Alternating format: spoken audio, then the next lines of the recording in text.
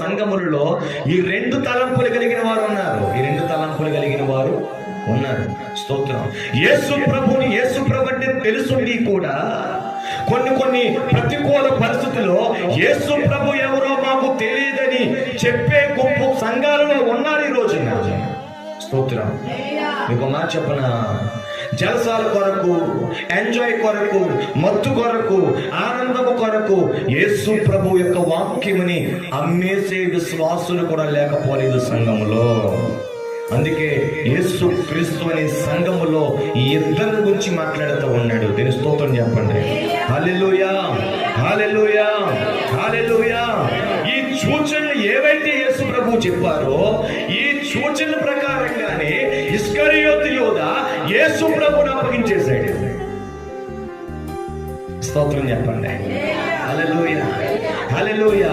ఏ సూచన అయితే పేతురు గారికి చెప్పాడో ఆ సూచన ప్రకారముగానే పేతురు గారికి కూడా యేసు ప్రభుని ఏమాత్రము కూడా ఎరగనని 3 సార్లు అబద్ధం ఆడేశాడు. ఈరోజు దేవుని యొక్క దాసనగా చెప్తున్నా, మీరు గమనించండి. ఈ రోజు కూడా దేవుని వాక్యముని బట్టి మీకు కొన్ని సూచనలు ఇవ్వబడుతున్నాయి. ఏమి ఇవ్వబడుతున్నాయి? మీకు కొన్ని సూచనలు ఇవ్వబడుతున్నాయి. ఏంటో తెలుసా? ఈ రోజు నువ్వు దేవుని మందిరానికి ఎందుకు వచ్చావో తెలుసా? దేవుని ఆరాధించాలని దేవుని మందిరానికి వచ్చావు. దేవుని నామమును ఘనపరచాలని వచ్చావు. దేవునికి మహిమకరమైన బిడ్డగా నువ్వు ఉండాలని వచ్చావు. దేవుని వాక్యము చేత సరిచేయబడి, దేవుని వాక్యము చేత కట్టబడి, దేవుని వాక్యము చేత బలపరచబడి, దేవుని వాక్యము చేత ఇదిగో రాకడ కొరకై సిద్ధపరచబడడానికి దేవుని మందిరానికి నువ్వు వచ్చావు. దేవుని స్తోత్రం కలిగని గాక.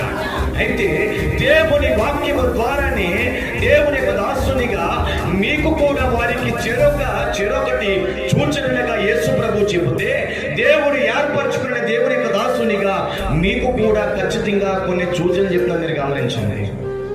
ఇప్పుడు మనం మందిరానికి ఎందుకు వచ్చాం తెలుసా? దేవుని యొక్క ప్రభు బలంలో పాలు పంచుకోవడానికి వచ్చాం. స్తోత్రం. హల్లెలూయా. మీకు మాట చెప్పనా?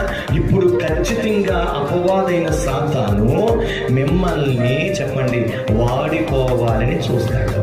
అందులో సందేహం ఏమీ లేదు. ఇప్పుడు మనం ఎక్కడికి వచ్చాం? సినిమా హాల్కి పోలేదు. మనం ఎక్కడికి వెళ్ళాం? మనం ఎక్కడికి వచ్చాం?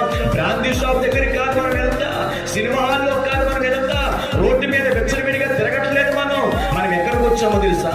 దేవుని మందిరమునకు వచ్చాము. ప్రభువు యొక్క బలలో మనం పాలు పంచుకోబోతున్నాము. ఈ ప్రభు బలలో పాలు పంచుకున్న తర్వాత కూడా అపవాది నిన్ను వాడుకోవాలని చూస్తాడు. ఏంటి అపవాది?